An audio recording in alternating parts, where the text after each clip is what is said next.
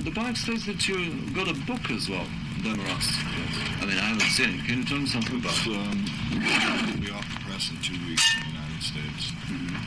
And it's 360-some pages. And I'm publishing it myself. Oh. And the first printing is 5,000 copies.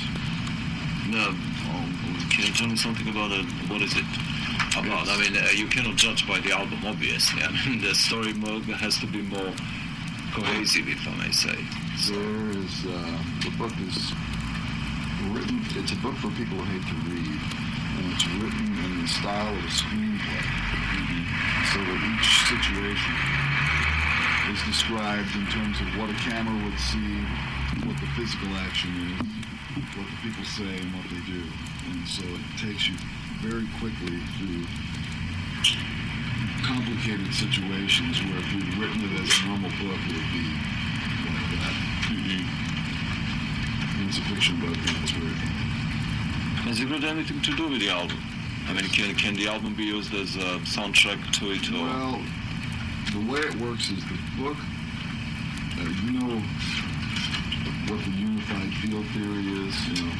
I'll try not. Well, in physics they have this thing that they've been looking for, is the unified field theory that explains the interrelationship between how gravity works and atomic energy and all this stuff. You know, they're looking for one equation that explains it all and makes it work, because right now there's contradictions. And let's just say that the book is like a unified field theory that will hold together Billy the Mountain, Gregory Beckley, Joe's Garage, Demoras, Thin Fish, all these different stories that shows you how they work together to make one long, really complicated story. And the Demoras album is only one part of this major release that is coming out here at the this year. There are 3 other albums that are released at approximately the same time. The Boulez album, the Francesco album, and the Thin Fish album. And the book relates. The Boulez album is not related to it, but all the rest of the stuff is related. And so if you read the book and listen to those 3, plus knowing from the past, Joe's Garage, Billy the Mountain, Gregory Beckley, then it would make an awful lot of sense to you. The way you describe it, it comes as summation or culmination of what you've been working for the past 20 years, let's say. Well, no, it doesn't really work like that. The people, especially in Europe, when they want to know more about what the lyrics mean, if they can read English, the book will do it. And if they can't, it'll use them very much. Any possibility for the book being issued in this country? You'll have to find out. Since I'm paying to have it printed myself, I have to see whether or not I can sell enough of them in the United States. I haven't even spoken to any publishers. I took it to publishers in the United States and they were afraid of it, so I said, forget it, I'll just print it myself and sell it mail order. But it's obvious, I mean, what's published nowadays, that anything serious, you know, doesn't really, it's only a dross being printed nowadays as far as I can get it. But when you talk to a U.S. publisher, they are more concerned that it look like a book. And this doesn't look like a book. It looks like a screenplay. And so they have taken the position that people won't read it because it doesn't say, well, you install off the tree and it's 5 o'clock and it's all in paragraphs and like that. But I personally don't like to read. And I've said in other interviews, for me, reading is about as much fun as standing in line at the passport window in a French airport. It's very exciting. Yeah, that exciting. So it's designed basically for people who would enjoy the albums rather than for a literary audience. Now saying that the book, which is in a book form obviously, is written like a screenplay, and the music you've been making for the past 20 years. It's also written like a you obviously have a certain disregard for what is considered a proper album. You know what I mean? One style, each song are nicely defined. I mean, let's take Them or Us. It's there are different pieces, which I mean, by the today's industry standard, is way out. So my question is, how have you managed to survive all these years in such a bitchy industry? It's not even a matter of surviving in it, because I refuse to be stopped. You know, just because there's a big audience that wants albums that have all the same songs on it. And there's a number of other artists who do that. So they're never going to run out of material. They'll always have what they like. But the people who like what I do like variety. And they enjoy that experience of having the contrast between a song in one style with one kind of a sound followed by something completely different. To them, that's a refreshing experience. And that's the way I like to hear music. I like things next to each other that first seem incongruous, but then when you step back and look at the whole thing, you see that it fits together properly. Do you mind if I take a couple of shots while you talk? No, So in this contest of the previous question, what does a success mean to you? Success to me is if I have a musical or say any kind of artistic concept and I start out to execute it, if it is executed to 100% of the specifications of what I imagined when the idea first came up, that's success. That's the only thing that really matters to me, because if I don't enjoy listening to it myself when it's all done, why did I bother to do it? Because there are other things that I can do to make more money than this. This is a high overhead business. But I happen to like what I'm doing, so to me success is if you get close to 100%. Let me explain to you about serious music. What most people regard as serious music is not really that serious at all. See, there's been a lot of propaganda about classical music since it was first invented. Let's examine the history of classical music briefly, and then you'll see what I'm talking about. All the music that people regard as great masterpieces today were written for the amusement of kings, churches, or dictators. That's who was paying the rent. If the man who wrote the music happened to be working in a style that was appealing to the person who was paying for it at that time, he had a hit. He had a job, and he stayed alive. If he didn't, and he was lose his well. That's right. He could lose his fingers, he could lose his head, he could be exiled, or he'd starve to death. There was very little in between. All you have to do is look at a book called Grove's Dictionary of Music and Musicians. And you can see that throughout the ages, there have been guys who had hits and guys who didn't have hits. And it's not necessarily connected to the quality of what they wrote. It's connected to how well they pleased the patron that was paying the freight. And it's the same thing today.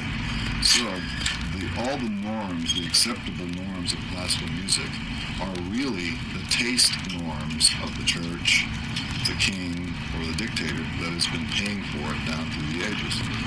It was not the taste of the people. People never got to decide. So you say I have more of an interest in serious music. I take my work seriously, but I perceive it as entertainment. And it's entertainment for those people who like that sort of entertainment. I don't write for a king. I don't write for a church. I don't write for a government. I write for my friends. And that's the way the material should be perceived. It's entertainment for them. Even if it's written for an orchestra. Or it's written for a rock and roll band. It makes no difference. It's the same people who would listen to the music. I have several orchestral albums, okay? Those are not purchased by people who go out and buy the Torjan New World Symphony. They're bought by rock and roll consumers. A special type of rock and roll consumer. So in other words, Biog is wrong, because whatever music you make is serious in approach. regardless to being regarded as rock and roll or put in a in a shop's rack rock and roll, and the other one is serious music. I see. Well, theater. Yeah, you recently had two plays. No, I've written them, they haven't been produced yet. I see. No, I mean, you see, the biog is not right, so that's the only thing I had to... I see, so you are expanding into all these areas. I mean, and movies being the old love of yours since you were 16 or something. I mean, is there a way to stop you? Because you can't... It's hard to expand into movies because it costs so much more money to make a movie than it does to make a record. And I'm self-financed. But if I'm not joking, you were the one of the first to have an independent label. That's true. Oh, when did you realize that you can be self-employed in the industry that does not, until that time, did not allow self-employment? I realized at the point where that first independent label deal was a result of a lawsuit that was brought against MGM. They were happy to give me an independent deal because we were probably doing something with the books that was not right. So they figured, this stuff will never sell, we'll be out of business in 15 minutes, let them do it. But my arrangement is unique in not only the fact that I'm self-employed, but that I own all my masters. I own the rights to everything that I do. Most people who make records do not. And I fought for that. And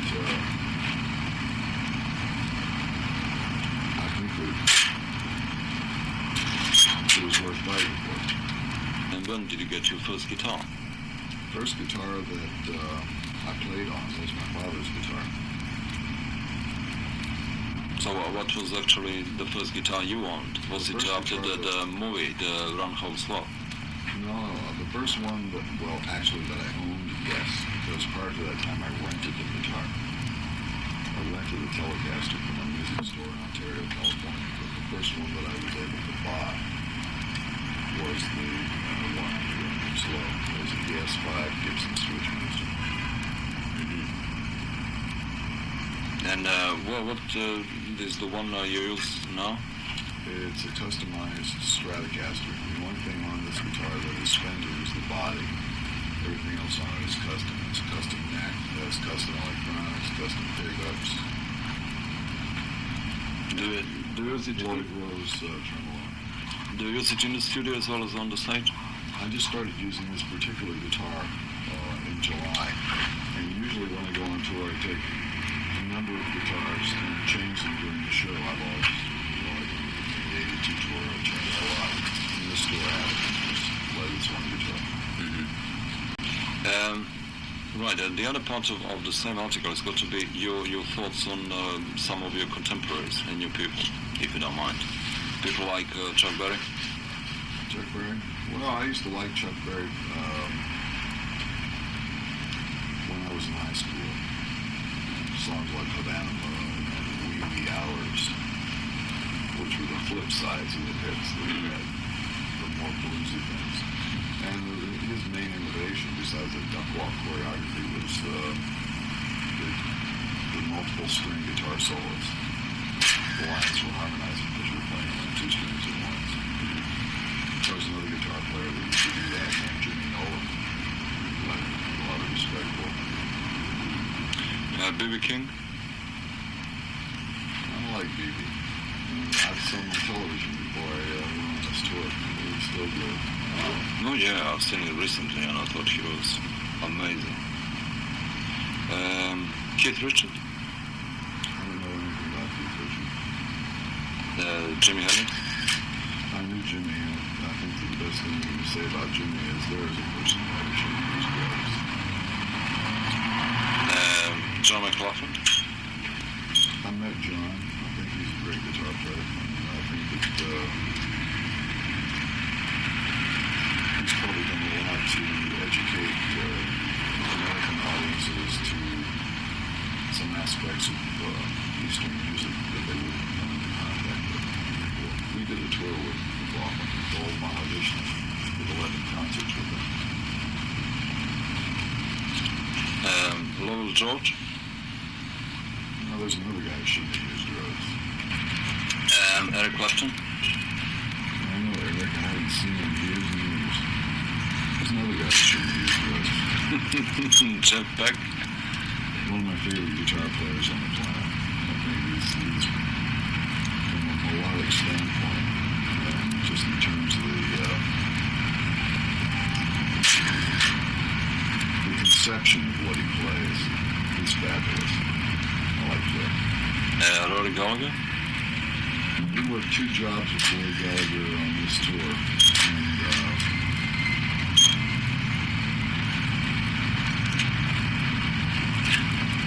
still playing the blues. Jimmy Page. I don't know anything about you. Peter Green. Jerry Garcia. We did one concert with Garcia on this tour, but they were finished playing before I got to they were the opening act, and I didn't see any of the set. Pete Townsend. I've met Pete, but I don't know what I can say about his guitar playing. Robert Fripp. Never heard of Robert Fripp. Richie Blackmore. I think I've met Richie too.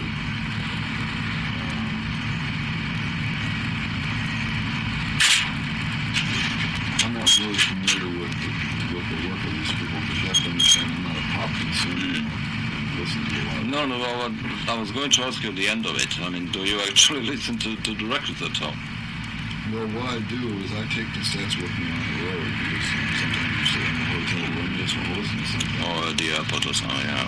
But what I take is not rock and roll. I have Chopin, I have Purcell, I have Webern, I have Perez, I have Bulgarian music. I don't listen to rock and roll. No? Carlos Santana? We worked with Carlos Santana in Cologne in 1980 or 81. And it was a similar situation.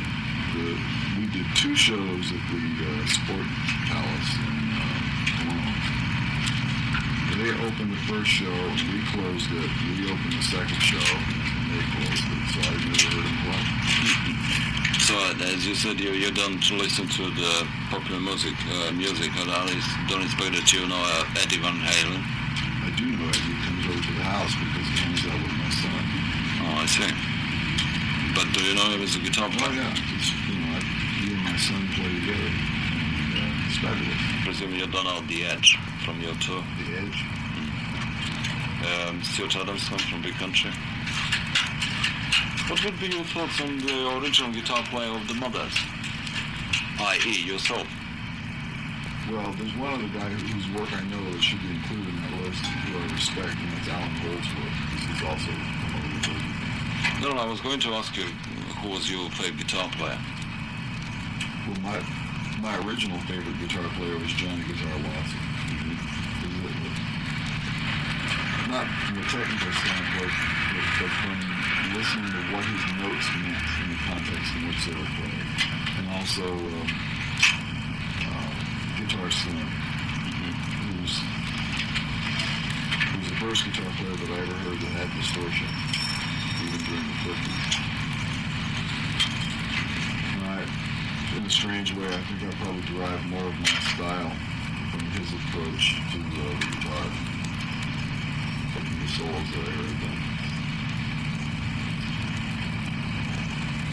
You still haven't told me your thoughts on yourself as a guitar player.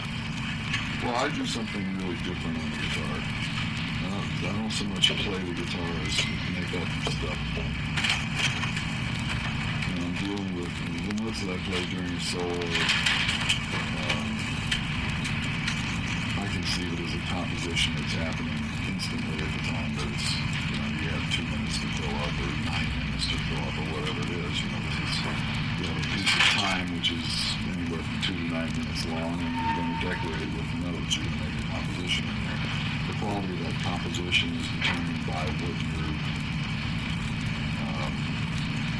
what you are physically capable of playing at that moment in time, what the rhythm section will allow you to play, and whether or not the keyboard player who's supplying the harmonic climate is going to mess up what you're playing by sticking in his favorite jazz chord right there.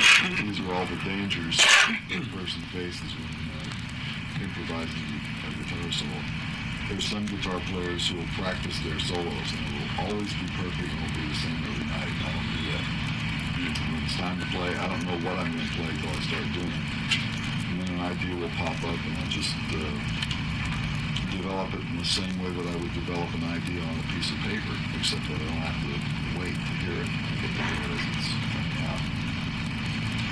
And the last question on this section is, what would be the future of guitar, or rather, how do you see the future of guitar in the increasingly synth and keyboard-oriented music? There will always be a market for people who want to hear guitars squealing and oinking, bending and twanging and making sounds like guitars are supposed to make. And then there is a market of people who are interested in fashion, and they will start to hate all those other old guitar sounds in favor of guitar sounds which are not like guitar sounds. They merely play in guitar position but sound like synthesizers. There's a market for that. People want to hear it. But I don't believe that will be the ultimate future of the guitar.